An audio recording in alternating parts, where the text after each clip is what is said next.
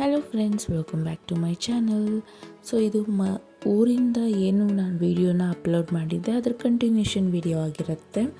So ಕೆಲವೊಂದು ಕ್ಲಿಪ್ಪಿಂಗ್ಸ್ಗಳು ಹಾಗೆ ಉಳ್ಕೊಂಡಿತ್ತು, ಹಾಗಾಗಿ ಅಪ್ಲೋಡ್ ಮಾಡ್ಕೊಳ್ತಾ ಇದ್ದೀನಿ. ಸೊ ಹಬ್ಬ ಎಲ್ಲ ಆದಮೇಲೆ ಬೆಳಗ್ಗೆನೇ ಬ್ರೇಕ್ಫಾಸ್ಟ್ ಎಲ್ಲ ಮುಗಿಸ್ಕೊಂಡು ತೋಟದ ಹತ್ರ ಹೋಗಿದ್ವಿ. ತೋಟದ ಹತ್ರ ಏನಕ್ಕೆ ಹೋಗಿದ್ವಿ ಅಂತ ಹೇಳಿದ್ರೆ, ಸೊ ನಾವೇನು ಪ್ಲ್ಯಾಂಟ್ಸ್ಗಳನ್ನ ನೆಟ್ಟಿದ್ದೀವಿ, ಬಾಳೆ ಗಿಡದಲ್ಲಿ ಫಸ್ಟ್ ಬಾಳೆಗೊನೆ ಬಂದಿತ್ತು.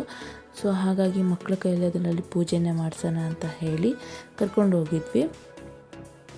ಬಾಳೆಗೊನೆ ಆಗಲಿ ಅಥವಾ ಹೊಂಬಾಳೆ ಆಗಲಿ ಫಸ್ಟ್ ಟೈಮ್ ಬಂದಾಗ ಪೂಜೆ ಮಾಡ್ತಾರೆ ಅಲ್ವಾ, ಹಾಗಾಗಿ ಕರ್ಕೊಂಡೋಗಿ ಮಕ್ಕಳ ಕೈಯಲ್ಲಿ ಪೂಜೆನ ಮಾಡಿಸಿದ್ವಿ.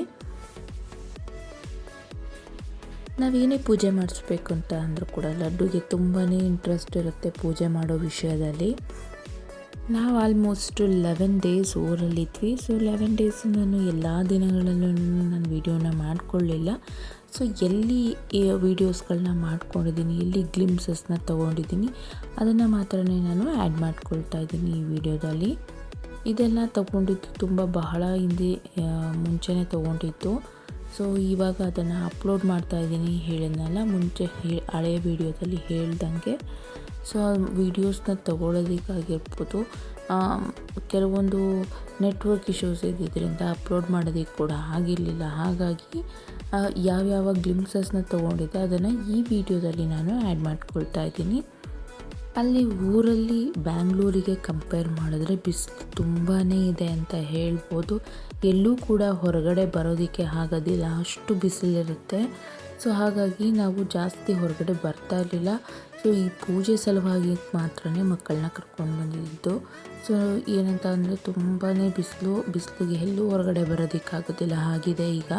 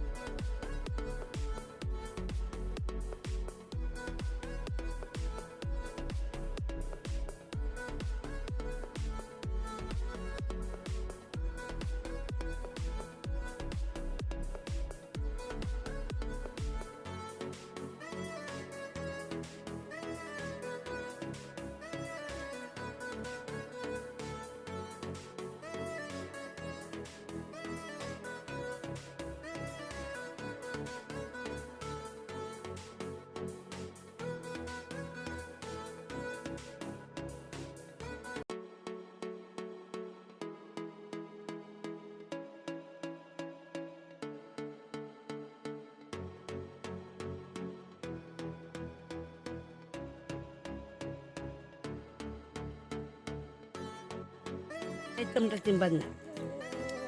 Dado. Eh? Dito na. ಯಾಕೆ ತಡ್ಕೊಳಕ್ಕಾಗ್ತಿಲ್ಲ ಅವಳಿಗೆ. ಇದೆಲ್ಲ ಆಗಿ ಪೂಜೆ ಎಲ್ಲ ಮುಗಿಸಿದಾದ್ಮೇಲೆ ನೆಕ್ಸ್ಟ್ ಡೇ ನಾವು ತೋಟದಲ್ಲಿ ಏನಾದರೂ ಕುಕ್ ಮಾಡಿಕೊಂಡು ತಿನ್ನೋಣ ಅಂತ ಅಂದ್ಕೊಂಡ್ವಿ. ಸೊ ನಮಗೆ ಬ್ಯಾಂಗ್ಳೂರಲ್ಲಿ ರೆಗ್ಯುಲರಾಗಿ ರೊಟೀನ್ ಲೈಫ್ ಇತ್ತು, ಸ್ವಲ್ಪ ಬೋರ್ ಆಗಿರುತ್ತೆ ಅಲ್ವಾ. ಸೊ ಹಾಗಾಗಿ ತೋಟದಲ್ಲಿ ಈ ರೀತಿ ಒನ್ ಟೈಮ್ ಆದರೂ ಈ ರೀತಿ ಮಾಡ್ಕೊಂಡು ತಿಂದರೆ ತುಂಬಾ ಫ್ರೆಶ್ನೆಸ್ ಫೀಲ್ ಆಗುತ್ತೆ ಅಂತ ಹೇಳಿ ಎಲ್ಲ ಸೇರಿ ತೋಟದ ಹತ್ರನೇ ಬಂದಿದ್ವಿ. ಸೊ ಬಂದು ಇಲ್ಲೇ ಎಲ್ಲ ಪ್ರಿಪ್ರೇಷನ್ನ ಮಾಡಿಕೊಂಡು ಒಲೆ ಇಟ್ಕೊಂಡು ಅದರಲ್ಲಿ ನಾನ್ ವೆಜ್ನ ಕುಕ್ ಮಾಡಿಕೊಂಡು ತಿನ್ನೋವಂಥದ್ದು. ಸೊ ತುಂಬಾ ಟೇಸ್ಟ್ ಇರುತ್ತೆ ಹೇಳಬೇಕು ಅಂತ ಅಂದರೆ.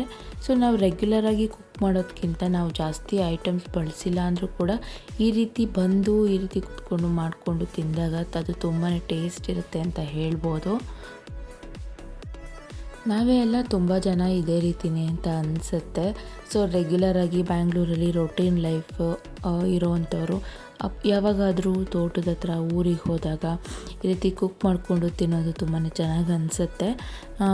ನಾವು ಮತ್ತು ಒಲೆಯಲ್ಲಿ ಮಾಡೋದ್ರಿಂದ ನಾವು ನಾರ್ಮಲಾಗಿ ಮಾಡೋದಕ್ಕಿಂತ ಒಲೆಯಲ್ಲಿ ತುಂಬಾ ಟ್ರಸ್ಟ್ ಮೀ ತುಂಬಾ ಟೇಸ್ಟಿಯಾಗಿರುತ್ತೆ.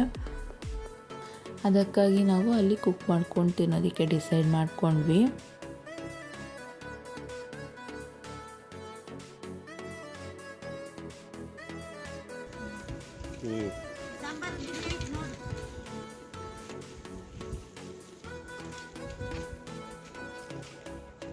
ತುಂಬ ಜನ ಇಲ್ಲೆಲ್ಲ ಹೊರಗಡೆ ಹೋಗ್ಬಿಟ್ಟು ಎಲ್ಲರೂ ಮಾಡ್ಕೊಂಡು ತಿನ್ಕೊಂಬರ್ತಾರೆ.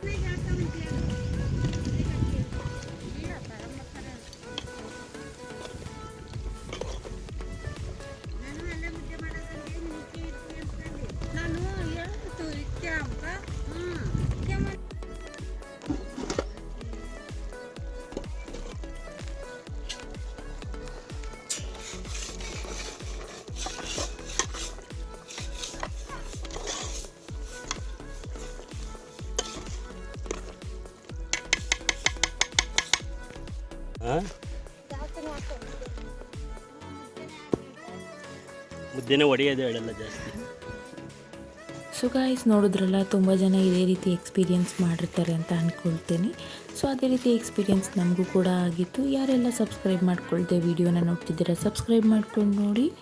ವಿಡಿಯೋ ಇಷ್ಟ ಆದರೆ ಲೈಕ್ ಮಾಡಿ. ಯಾರಿಗೆಲ್ಲ ಇಷ್ಟ ಆಗೋದಿಲ್ಲ ವಿಡಿಯೋನ ಇಗ್ನೋರ್ ಮಾಡ್ಕೊಳ್ಬೋದು. ಇದಾಗಿತ್ತು ಒಂದು ಪುಟ್ಟದಾದ ಒಂದು ವ್ಲಾಗ್. ಸೊ ಮತ್ತೆ ಇನ್ನೊಂದು ವಿಡಿಯೋದೊಂದಿಗೆ ಸಿಗ್ತೀನಿ. ಯಾರೆಲ್ಲ ನನ್ನ ವಿಡಿಯೋನ ವಾಚ್ ಮಾಡಿದ್ದೀರಾ ಅವ್ರಿಗೆಲ್ಲ ಥ್ಯಾಂಕ್ ಯು ಆಲ್.